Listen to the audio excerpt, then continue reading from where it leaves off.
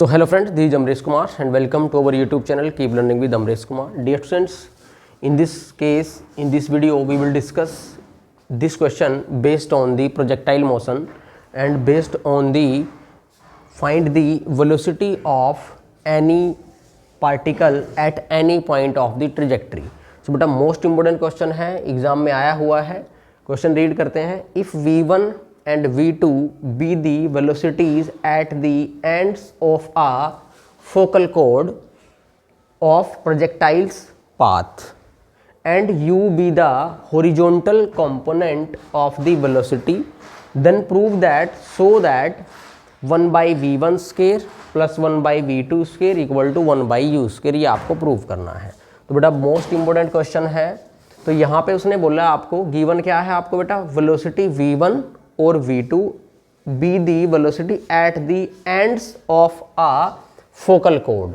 तो बेटा focal code का जो कंसेप्ट है वो आता कहाँ से है, हमें पता है जो फोकल कोड होती है वो पैराबोला के केस में हम डिस्कस करते हैं. तो हमें पता है कि कोई भी अगर प्रोजेक्टाइल आप पाथ कंसीडर करते हैं तो वो कैसा होता है बेटा, पैराबोलिक पाथ ही होता है. तो मैं सपोज कर लेता हूँ कि ये मेरे पास कोई भी एक बॉल है.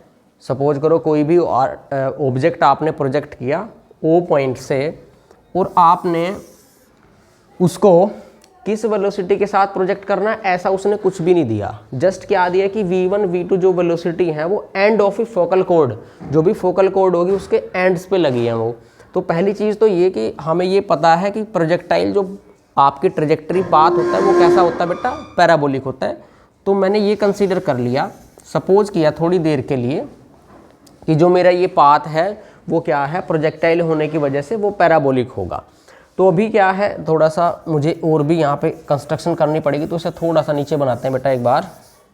ये मेरे पास कोई पॉइंट O है, O से मैंने किसी भी बॉल को प्रोजेक्ट किया तो वो एक पैराबोलिक पाथ को अटेन करेगा. क्लियर. और ये जो O है और ये यहाँ पे मैंने मान लिया कि ये A पे स्ट्राइक कर रहा है बॉल को और ये अलोंग एक्स एक्सिस आपका हॉरिजॉन्टल है. ठीक है. अब यहाँ पे दिया क्या है, देखो ये आपका कोई भी पैराबोला है, इसको पैराबोला कंसीडर कर लो आप. जो पैराबोला का वर्टेक्स है बेटा, यहाँ पे मैंने मान लिया कि B पॉइंट पे ये आपके पास पैराबोला का वर्टेक्स है. ठीक है. ये तो हुआ वर्टेक्स ऑफ द पैराबोला. अब हमें पता होता है कि यहाँ पे मिड में कहीं पे क्या होती है बेटा, ये आपकी कहाँ होगी पैराबोला की फोकस. ठीक है, यही होती है फोकस. तो मैंने ये मान ली कि let S be the focus of the parabola. Focus क्यों कंसीडर की जा रही है यहाँ पे, क्योंकि बेटा v1 और v2 जो वेलोसिटी है वो कहाँ पे अप्लाई हो रही है, at the ends of a focal कोड ऑफ द प्रोजेक्टाइल्स पाथ. ठीक है. अब फोकल कोड का क्या मतलब है, जो भी आपके पास पैराबोला है उसकी फोकस देख लें आप क्या है. मैंने कंसीडर कर ली कि एस इसकी फोकस है. फोकस से होके जो भी इसकी कोड जाएगी वो क्या कहलाती है, हमारी फोकल कोड. मतलब फोकस से पास होके जाएगी तो ये मेरी क्या होगी बेटा, इसको थोड़ा ऐसे बना लो, ऐसे बना लिया मैंने. ठीक है. तो ये क्या है मेरे पास, एस मैंने ये फोकस मान ली. तो ये क्या है मेरे पास, ये फोकल कोड बनी. फोकस से होके जो भी कोड जाएगी पैराबोला की वो क्या होती है आपकी फोकल कोड. तो मैंने इसको नाम दे दिया OP. तो OP मेरे पास क्या आ गई, फोकल कोड आ गई. अब नेक्स्ट क्या है, देखो वो कह रहा है कि v1 v2 वेलोसिटी है at the end of a focal कोड. तो एंड क्या है बेटा, एक एंड ये है फोकल कोड का और सेकंड एंड ये है. तो मैंने मान लिया कि यहाँ O पॉइंट पे, ठीक है, जो वेलोसिटी है वो क्या है, v1 मान ली मैंने. और जो दूसरा एंड है उस पर मैंने वेलोसिटी क्या माननी है, इसको थोड़ा और बढ़ा लें क्योंकि मुझे इसकी नीड पड़ेगी बेटा. इसको मैंने ऐसे कर दिया. क्लियर. तो ये वाले एंड पे जो हमारे पास वेलोसिटी है वो क्या है, इसको थोड़ा और बढ़ा लो क्योंकि मुझे इसकी नीड पड़ेगी अभी. तो ये वाला जो एंड है इस वाले एंड पे वेलोसिटी क्या है बेटा, नीचे की ओर लगेगी. ये वेलोसिटी क्या है इस एंड पे, v2 गिवन है ये तो क्वेश्चन में आपको. तो v1 आपकी इस वाले एंड पे O एंड पे हमारी वेलोसिटी है और जो हमारा P वाला एंड है फोकल कोड OP का, इस वाले एंड पे मैंने मान ली कि जो हमारी वेलोसिटी है वो v2 अप्लाई हो रही है. उसके बाद चलते हैं आगे. अब ये कह रहा है कि and you be the horizontal component of the velocity. अब हॉरिजॉन्टल कंपोनेंट ऑफ वेलोसिटी क्या है बेटा, देखो वैसे तो ये आपका जो यहाँ पे होगा, यहाँ पे भी क्या है आपका जो हॉरिजॉन्टल कंपोनेंट ऑफ वेलोसिटी है ये u है. और थोड़ी देर के लिए ऐसे भी डिस्कस कर सकते हैं हम कि बी पॉइंट पे अगर मैं बात करूं, मैं जो बी मेरा वर्टेक्स है, अगर ये पहला पैराबोला का वर्टेक्स है तो यहीं पे वो मैक्सिमम हाइट अटेन करेगा। मीन्स यहाँ पे भी जो आपका हॉरिजॉन्टल कंपोनेंट होगा वेलोसिटी का वो क्या होगा, यू ही रहेगा, क्योंकि पूरे की पूरी जर्नी में आपके पूरे प्रोजेक्टाइल पाथ पे जो हॉरिजॉन्टल कंपोनेंट होता है वेलोसिटी का वो सेम रहता है। क्योंकि हमें हॉरिजॉन्टल कंपोनेंट यू दिया हुआ है तो हर यहाँ पे भी ये हॉरिजॉन्टल कंपोनेंट वेलोसिटी का यू ही रहेगा। तो मैं ऐसा मान सकता हूँ कि वर्टेक्स बी जिसको मैंने मानना है वहाँ पे भी जो कंपोनेंट ऑफ हॉरिजॉन्टल वेलोसिटी का होगा वो क्या होगा बेटा, यू होगा। क्लियर। अब यहाँ पे इसको आगे करेंगे कैसे, यहाँ पे आपको प्रूव करना है बेटा, ये मतलब आपको जो प्रूव करना है वो ये प्रूव करना है कि हॉरिजॉन्टल कंपोनेंट ऑफ वेलोसिटी आपको एनी हाउ किसकी टर्म्स में लेके आना है, in the terms of 1/v1 square plus 1/v2 square. Clear. अब यहाँ पे देखो हम इसको करेंगे कैसे, v1 और v2 जो आपकी वेलोसिटी है, v1 तो चलो हमने मान ली ओ एंड पे, और जो v2 वेलोसिटी है वो आपने मान ली एट p।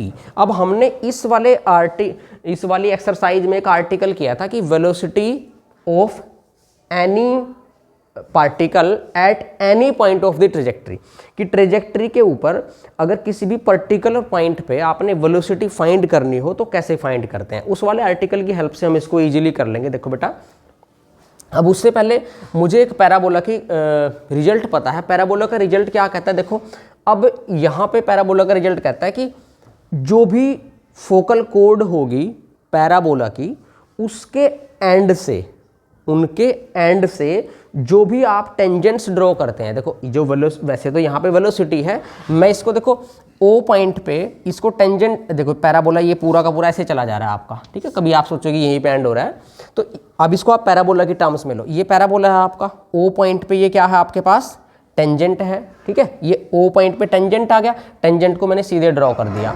उसके बाद देखो आप पी पॉइंट पे, पी पॉइंट ये भी पैराबोला पे है, पी पॉइंट पे ये लाइन क्या ड्रॉ कर रही है, एक टेंजेंट ड्रॉ कर रही है।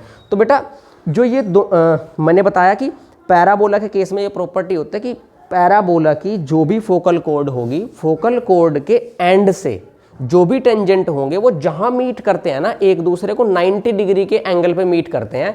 और ये इसका मतलब तो जो ये एंगल है, ये एंगल कितना हुआ, 90 डिग्री हुआ। इसको मैं ऐसे भी लिख सकता हूँ कि ये एंगल कितना हुआ, π/2। और एक बात और मुझे पता है कि जो भी ये आपके टेंजेंट होंगे वो डायरेक्ट्रिक्स से मीट करेंगे। दैट मीन्स ये जो लाइन है वो क्या रिप्रेजेंट करती है, directrix of the parabola. Clear. अब दोबारा इसको देख लो कौन सी प्रॉपर्टी है, जो भी आपकी फोकल कोड होगी, फोकल कोड के टेंजेंट से जो भी आपके फोकल कोड के एंड से जो भी टेंजेंट ड्रॉ होंगे वो डायरेक्ट्रिक्स से मीट करेंगे, और एंगल कितना होगा उन दोनों के बीच में, 90 डिग्री होगा। ये मुझे पैराबोला की प्रॉपर्टी से पता है क्योंकि इसको मैं यूज करूंगा। अब इसको करेंगे कैसे, देखो अब यहाँ पे अगर मैं बात करूँ, जब आपने ओ से बॉल को प्रोजेक्ट किया तो यहाँ पे कोई ना कोई एंगल ऑफ प्रोजेक्शन भी होता है बेटा मेरे पास। तो मैंने ऐसा मान लिया कि जो यहाँ पे एंगल ऑफ प्रोजेक्शन है वो थीटा है, ठीक है। ये मेरा कंसीडरेशन है कि बेटा ओ पॉइंट पे जो एंगल ऑफ प्रोजेक्शन है वो कितना है, थीटा है। तो अब इसको करते हैं। देखो अब मेरे पास क्या है, नाउ अगर मैं हॉरिजॉन्टली बात करूं, हॉरिजॉन्टली, अब हॉरिजॉन्टली से मतलब अलोंग एक्स एक्सिस में बात करता हूं। अब देखो वी पॉइंट पे, सॉरी ओ पॉइंट पे हॉरिजॉन्टल कंपोनेंट ऑफ वेलोसिटी क्या है आपके पास, ओ पॉइंट पे हॉरिजॉन्टल कंपोनेंट ऑफ वेलोसिटी क्या है आपके पास, v1 वेलोसिटी के अकॉर्डिंग। v1 वेलोसिटी जो है आपकी ओ पॉइंट पे लगी है, एंगल ऑफ प्रोजेक्शन कितना है, थीटा। तो v1 के अकॉर्डिंग हॉरिजॉन्टल कंपोनेंट कितना होगा वेलोसिटी का, v1 cos थीटा। तो हम पढ़ के आए हैं ये, तो आप लिखेंगे v1 cos of theta. Clear बेटा।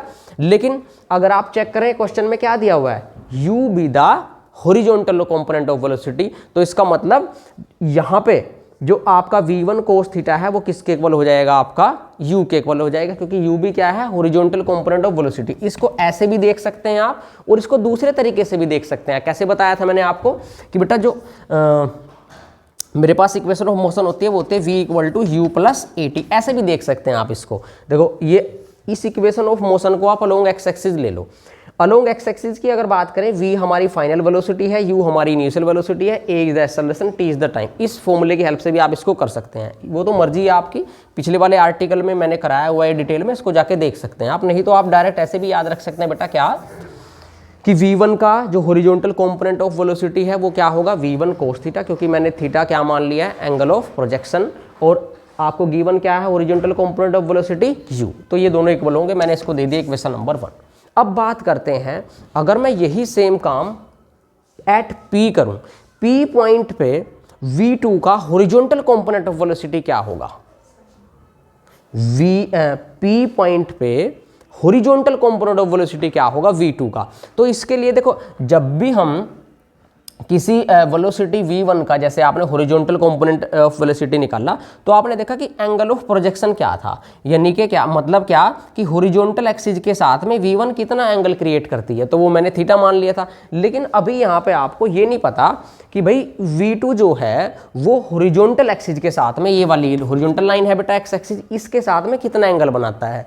तो अगर आप बात करें, अगर मुझे ये वाला एंगल, ठीक है, ये वाला एंगल बना रहा है, ये v2 वाली जो वेलोसिटी है वो ये वाला एंगल क्रिएट कर रही है किसके साथ, एक्स एक्सिस के साथ। अगर ये वाला एंगल मुझे पता चल जाए तो क्लियरली मैं अप्लाई कर दूंगा क्या, कि v2 cos ऑफ, और जो ये एंगल है वो, क्योंकि हॉरिजॉन्टल कंपोनेंट तो cos के साथ आएगा बेटा, तो v2 cos ऑफ ये वाला एंगल। अब ये वाला एंगल की बात करते हैं क्या होगा। देखो, अब आपको एक प्रॉपर्टी पता है, अगर मैं इस लाइन को थोड़ा सा ऐसे ड्रॉ कर दूं कि जो अल्टरनेट एंगल होते हैं बेटा वो क्या होते हैं, सेम। देखो, अल्टरनेट एंगल से मतलब क्या बता रहा हूं मैं, ये दो पैरेलल लाइन है बेटा, ठीक है, पैरेलल लाइन में आपने एक लाइन ऐसे ड्रॉ कर दी, तो यहाँ पे आपको पता है कि ये वाला एंगल और ये वाला एंगल दोनों क्या होते हैं, अल्टरनेट एंगल, ये दोनों क्या होते हैं, सेम। अगर ये 60 डिग्री होगा तो ये भी 60 डिग्री होगा। अपने केस में देखो ये सिनेरियो बनता है क्या, देखो ये हॉरिजॉन्टल एक्सिस है, ये वाली जो डायरेक्ट्रिक्स है ये इसके पैरेलल होती है बेटा, क्योंकि ये पैराबोला है, तो ये दोनों लाइन पैरेलल हैं। अब आप जो ये वाली लाइन आपने ड्रॉ की है, ये वाली जो O से पास हो रही है, जहाँ पे हमने v1 वेलोसिटी को कंसीडर किया है जिसके अलोंग, तो ये वाली लाइन जो है सेम काम कर रही है। तो आप चेक करो, जो ये वाला एंगल है और जो ये वाला एंगल है शुड बी सेम।